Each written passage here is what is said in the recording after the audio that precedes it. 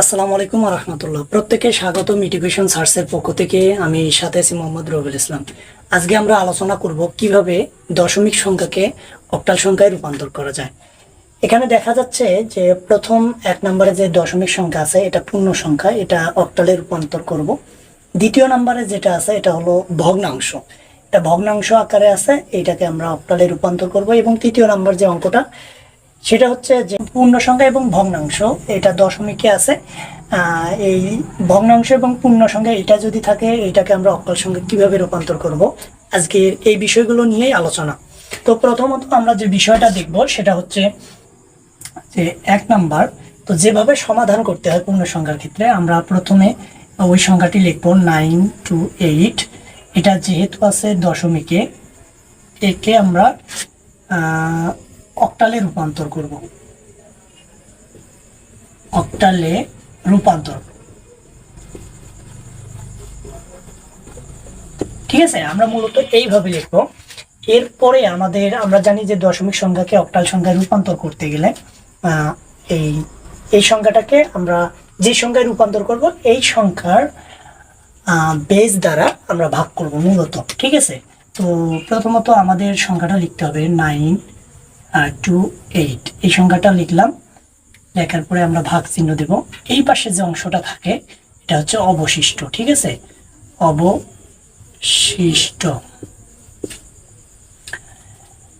আমরা অক্টাল সংখ্যার বেস দ্বারা ভাগ দেব। এখন যদি আমরা এই সংখ্যাটাকে ভাগ দিই তাহলে সংখ্যা আসে 928 ভাগ হচ্ছে 8, সংখ্যা আসে 116 আসে। এখানে অবশিষ্ট কিছুই থাকে না, এই জন্য 0 দিলাম। এরপরে এই ভাগ প্রক্রিয়া চলতে থাকবে যতক্ষণ পর্যন্ত না 0 আসে, আমরা আবার 8 দিয়ে ভাগ দেব। এটাকে যদি আমরা 8 দিয়ে ভাগ দিই দেখা যাচ্ছে যে 116 ভাগ হচ্ছে 8, তাহলে আসে 14.5, মানে হচ্ছে 14 দিয়ে, ঠিক আছে, 14 দিলাম। এরপরে এই যে অবশিষ্ট থাকে, এখন আমরা 14 গুণন যদি 8 দেই সংখ্যা আসে 112 মাইনাস এখানে আছে 116, ঠিক আছে। যদি এই সংখ্যা দিয়ে এই সংখ্যা গুণ দেই তাহলে 112 আসে। 116 থেকে 112 মাইনাস করলে অবশিষ্ট থাকে 4। তো এরপর আবার আমরা এটাকে ভাগ দেব।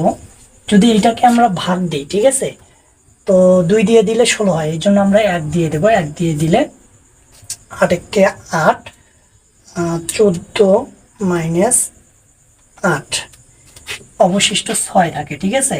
এরপরে আবার আমরা এইটাকে 8 দিয়ে ভাগ দেব। যদি 8 দিয়ে ভাগ দেই এখানে 0 এবং এখানে চলে আসবে, অবশিষ্ট চলে আসবে 1, ঠিক আছে। এখন আমরা এটাকে সাজে লিখব। এই জন্য আমাদের সাজে লিখতে গেলে আমরা লিখতে পারি অতএব। অতএব লিখে লিখব, যেহেতু এইটা হচ্ছে পূর্ণ সংখ্যা এই জন্য আমরা নিচ থেকে উপরের দিকে নেব, ঠিক আছে। তো নিচ থেকে উপরের দিকে নিলে আমরা অতএব লিখে এই সংখ্যাটি লিখব 928, যেহেতু এটা দশমিকে আছে, ইকুয়াল। এখন আমরা লিখব 1640, এইটা হচ্ছে অক্টাল। এখন যদি আমরা দ্বিতীয় নাম্বারটা করি, যে দ্বিতীয় নাম্বার হচ্ছে বলছে যে এখানে ভগ্নাংশের কথা বলছে, তো আমরা এইভাবে লিখব, আগের মতোই লিখব 0.378, ঠিক আছে। লেখার পরে কে অক্টালে রূপান্তর, অক্টালে রূপান্তর। এখন এখানে একটা বিষয় দেখো, আমরা জানি যখন পয়েন্টের অর্থাৎ ভগ্নাংশের ক্ষেত্রে সংখ্যা বোঝাবে, ঠিক আছে, তখন আমরা এখানে ভগ্নাংশের ক্ষেত্রে যখন সংখ্যা বোঝাবে তখন আমরা যে সংখ্যায় রূপান্তর করতে বলবে ওই সংখ্যা দ্বারা এই সংখ্যাকে গুণ করতে হবে, মোট কথা গুণ করব। এই জন্য আমাদের প্রথমত কাজটা হবে এইরকম। এটা হচ্ছে পূর্ণ সংখ্যা, অর্থাৎ পয়েন্টের পর যে সংখ্যাটা চলে আসবে সেটা হচ্ছে পূর্ণ সংখ্যা। আর পয়েন্টের পর যেটা পয়েন্টের সামনে যে অংশটা, পয়েন্টের সামনে যে অংশটা এটা হবে হচ্ছে পূর্ণ সংখ্যা, এবং পরের যে অংশটা এটা হবে ভগ্নাংশ। এই জন্য আমরা এখন এটাকে ভগ্নাংশ লিখলাম। এখন আমরা পয়েন্ট দেব, সংখ্যাটি হচ্ছে 378। এই সংখ্যাটিকে অক্টাল সংখ্যার বেস দ্বারা গুণ করব, ঠিক আছে। তো এখন যদি আমরা এই সংখ্যাটাকে গুণ করি 378, পয়েন্ট দিতে হবে 0.378 গুণন আমরা 8 দিলাম, তাহলে 3.024। এখানে লিখতে হবে 3, ঠিক আছে। আমরা এখানে পয়েন্ট দিলাম 024। এই সংখ্যাটিকে আমরা আবার গুণ দেব, কত দিয়ে? 8 দ্বারা। যদি আমরা 8 দ্বারা গুণ দিই তাহলে সংখ্যাটি আসে 4 গুণন 8 দিলাম, সংখ্যাটি আসে এখানে 0 হবে, এখানে 0 হবে, আর সংখ্যাটি হবে 19.192। এটাকে আবার আমরা 8 দিয়ে গুণ দেব। গুণ যদি 8 দিই তাহলে সংখ্যা আসে 1.536। এখন এই প্রক্রিয়াটা আমরা কিভাবে সাজিয়ে লিখবো? এর আগে আমরা পূর্ণ সংখ্যার ক্ষেত্রে দেখলাম যে আমরা নিচ থেকে উপরের দিকে সাজিয়ে লিখছি, এটা এখন উপর থেকে নিচের দিকে সাজিয়ে লিখবো। আমরা অতএব লিখতে পারি, অতএব লিখে লিখবো 0.378 দশমিক, যেহেতু দশমিক থেকে অক্টালে রূপান্তর করতেছি, এখন আমরা লিখবো 0.301। এটা হচ্ছে অক্টাল। যেহেতু পূর্ণ সংখ্যা এবং ভগ্নাংশ আছে, তো আমরা কিভাবে রূপান্তরটা করব? তো এই জন্য আমরা প্রথমে সংখ্যাটা লিখবো 123.375, ঠিক আছে।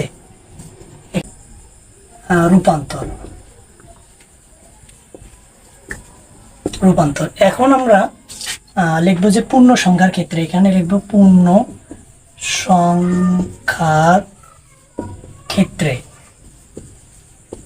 ঠিক আছে। পূর্ণ সংখ্যার ক্ষেত্রে বলতে পয়েন্টের আগে যেটা আছে আমরা এটা নিয়ে কাজ করব। দেখো আমরা লিখবো 1 2 3, এখানে এখন আমরা 8 দিব, 8 দিয়ে যদি এইটাকে ভাগ করা যায় 1 2 3 ভাগ হলো 8, আমরা এখন 15 লিখবো। এখানে পয়েন্ট আসছে 15.37, তো যেহেতু অবশিষ্ট থাকবে, আমরা এখন কি করব? এই 15 দিয়ে যদি 8কে গুণ দেওয়া যায়, 15 গুণন 8 120, কিন্তু 123 আছে, ঠিক আছে। তার মানে অবশিষ্ট 3, এখানে কিন্তু অবশিষ্ট লিখতে হবে,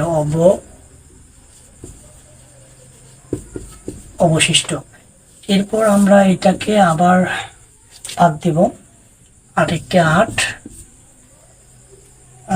15 মাইনাস 8 সংখ্যা থাকে 7, আবার এটাকে ভাগ দেব, এখানে 0 এখানে 1, ঠিক আছে। যেহেতু এখন আমরা নিচ থেকে উপরের দিকে সাজিয়ে লিখবো, আমরা যেহেতু এটা মান বের হলো, আমরা লিখতে পারি 123 দশমিক ইকুয়াল 173, এটা থাকবে, ঠিক আছে। অতএব লিখলাম।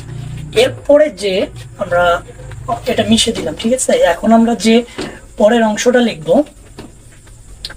সেটার জন্য আমাদের যে কাজটা করতে হবে সেটা লিখতে হবে যে ভগ্নাংশের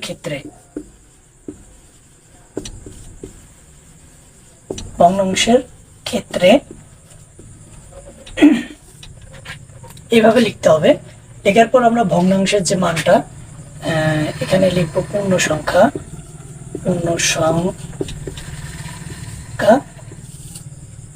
এখানে লিখবো ভগ্নাংশ। এখন ভগ্নাংশ সংখ্যাটা হচ্ছে 0.375, 8 দিয়ে এটাকে গুণ দেব। যদি আমরা 8 দিয়ে গুণ দিই 0.375 গুণন 8, এখানে 3 চলে আসে, 3.00। যেহেতু এখানে 00 মান চলে আসছে, এই জন্য আমাদের আর কোনো মান নেওয়ার দরকার নেই, কারণ 8 দিয়ে 0কে গুণ করলে 0 হয়। এখন আমরা সাজিয়ে লিখবো যেভাবে, এর আগে আমরা এই যে পয়েন্টের ঘরটা আছে অক্টালে, আমরা এটা লিখবো এভাবে, অতএব লিখতে পারি, অতএব পয়েন্ট 375, আর এটা হচ্ছে নিচ থেকে উপরে নিলাম, এটা উপর থেকে নিচের দিকে নেব, ঠিক আছে। এখন আমরা 0.3 লিখতে পারি, এখানে অক্টাল দিলাম, এখানেও আমরা কিন্তু অক্টাল দেবো। এখন সাজে লিখবো, অতএব এই পুরা মানটা লিখবো 1 2 3, পুরা মানটা এখন লিখবো 123.375, এটা যেহেতু দশমিকে আছে ইকুয়াল, এখন আমরা মানটা লিখবো 173.3। এটাই মূলত অ্যান্সার। তোমরা মূলত অঙ্কগুলো সমাধান করার চেষ্টা করবা। সকলে ভালো থাকবে আর সুস্থ থাকবা। খোদা হাফেজ।